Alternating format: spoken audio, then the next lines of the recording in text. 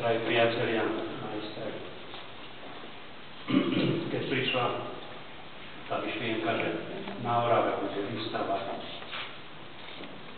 diel majstra Dusíka, napadlo ma, že je potrebné podporiť to, čo je vznešené a to, čo zachytáva pre náš ľudský život to najpodstatnejšie. A tak ako bolo povedané už, že pripomíname si 1150 rokov príchod svätých Cyrila a Metoda, nepriniesli vlastnú verziu, ale radostnú zvesť.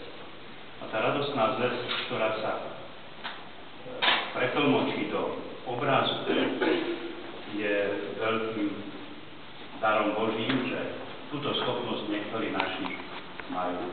Myslím, že aj majster Dusík túto schopnosť má. Takže ďakujeme Pánu Bohu za to, že obdarúva ľudí schopnosťami, ktorí dokážu, aj nás, ktorí možno tie dary nemáme, ale máme iné, dokážu ako si viesť k tomu, aby sme vnímali krásu, ale aj kráľ.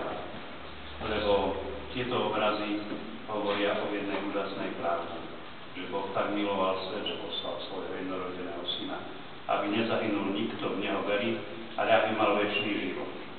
A tak aj tieto obrazy vlastne sú takým potvrdením, že Boh človeka má rád, človeka obdarúva a obyčajne nás obdarúva cez iných. Tak aj vaše dielo majstre, tak si dá Pána Boha pre nás.